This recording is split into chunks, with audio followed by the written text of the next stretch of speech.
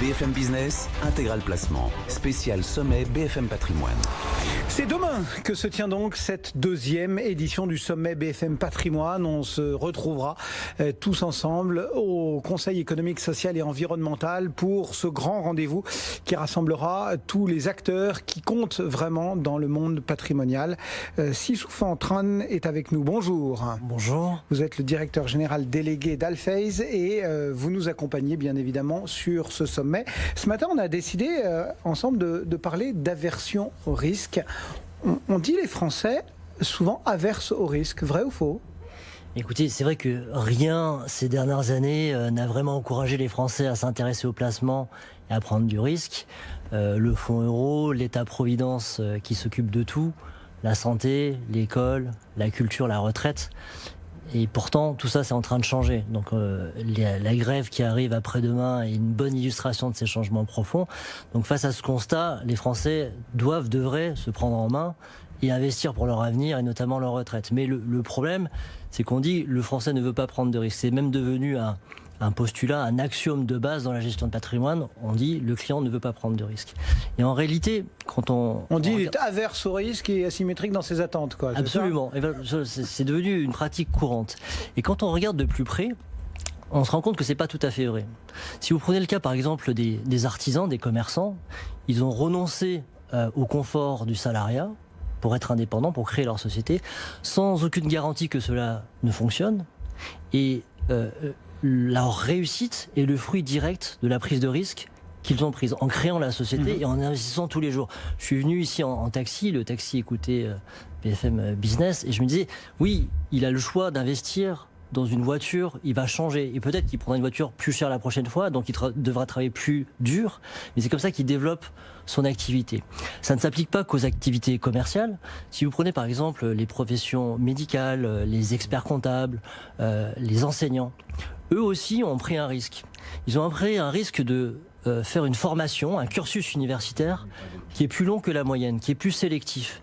Et quand ils ont commencé leurs études, ils n'avaient pas de garantie que cela ne fonctionnerait. Donc vous voyez aussi que leur réussite est le fruit d'une prise de risque. Donc les Français savent prendre du risque et veulent prendre du risque pour réussir. Oui, ils veulent prendre du risque, mais quand ils sont en rendez-vous en tête-à-tête avec leurs conseillers bancaires de gestion de patrimoine ou autre, ils disent, moi je veux quand même un produit qui a une garantie, qui a une liquidité permanente, enfin voilà, c'est pas que de l'illusion, ça c'est bien vrai, non ? Mais c'est une illusion qui a été créée par le fonds euro, par l'environnement français. Si vous allez dans d'autres pays en Europe, pas très loin, vous traversez la Manche, il n'y a pas de fonds euro, il n'y a pas les mêmes systèmes de protection sociale. Et pour le coup, les habitudes de placement, d'épargne sont complètement différents. C'est certain que si vous commencez par la question aujourd'hui, est-ce que vous êtes prêt à prendre des risques, la réponse sera clairement non.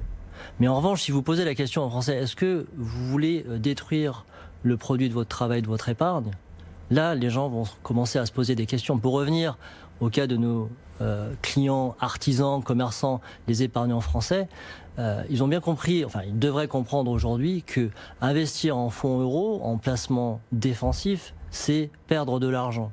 Le Français est obnubilé par la protection de son capital, la valeur nominale de son capital, c'est-à-dire qu'il épargne, difficilement il met 100 sur son compte, et tout ce qui lui importe, c'est qu'il y ait 100 demain, dans un an ou dans 10 ans.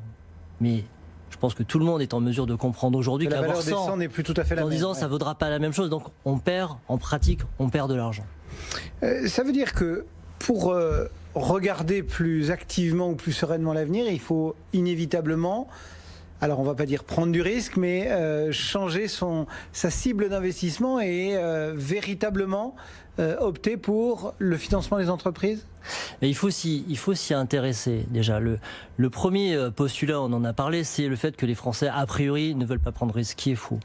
Le deuxième élément qui revient souvent, c'est que la culture financière en France est très faible, ce qui est peut-être vrai comparé à nos voisins européens, mais ce n'est pas insurmontable. Et je vous raconte une anecdote. J'étais à un événement et je présentais un chef d'entreprise français qui dirigeait une PME régionale, un gérant d'actifs Action, ancien trader. Et pour moi, c'était deux mondes différents et j'étais pas sûr qu'ils auraient des choses à se dire. En fait, ils sont restés très longtemps ensemble à discuter. Et quand je les écoutais, en fait, je me suis rendu compte qu'ils parlaient le même langage, ils parlaient de la même chose, ils parlaient de ratio d'endettement, ils parlaient de dividendes, d'environnement compétitif, de barrières à l'entrée. En fait, les Français comprennent beaucoup mieux, peuvent beaucoup mieux comprendre la finance, les placements qu'on l'imagine. C'est aussi vrai pour ceux qui ne sont pas forcément chefs d'entreprise, ne serait-ce parce que tous les Français sont consommateurs. Donc les Français savent les produits qu'ils veulent acheter ou pas. Ils savent les services pour lesquels ils sont prêts à payer ou pas. Et en tant qu'investisseurs futurs, ils ont une certaine compréhension, ils peuvent avoir une certaine grille de lecture sur l'investissement. Mais ça, il suffit juste de leur expliquer, de créer ce lien. Aujourd'hui, les Français considèrent que le monde de la finance est un monde qui leur est étranger. La mission des professionnels de la gestion de patrimoine, vous parliez du sommet BFM tout à l'heure, c'est justement d'être le vecteur de cette transition qui permet aux Français de s'impliquer, de comprendre l'intérêt. Ça veut dire qu'il faut les prendre par la main, il faut leur délivrer un conseil personnalisé, il faut les éduquer, comme dit aussi le gouvernement. Il faut les éduquer et les ramener à des choses simples, faire appel au bon sens. C'est sûr qu'aujourd'hui, ça paraît un peu bizarre d'une certaine manière de demander aux Français d'être intelligents pendant leurs études, pendant la construction de leur carrière, et au moment d'épargner, d'arrêter de réfléchir, de leur dire vous investissez votre argent dans quelque chose qui ne présente aucun risque, mais qui détruit votre argent. Il y a une vraie incohérence.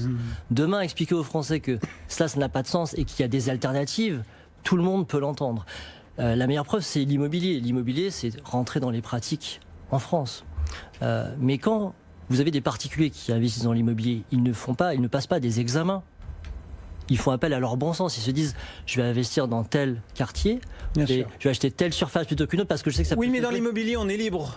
Lorsque l'on voit son conseiller bancaire, je suis désolé, mais le conseiller bancaire, il va vous vendre les produits de la maison. C'est-à-dire qu'il faut nécessairement bannir la distribution et faire de l'architecture ouverte. Alors, les architectures sont de plus en plus ouvertes. Et puis, au-delà du banquier traditionnel, il y a aussi le conseil professionnel indépendant.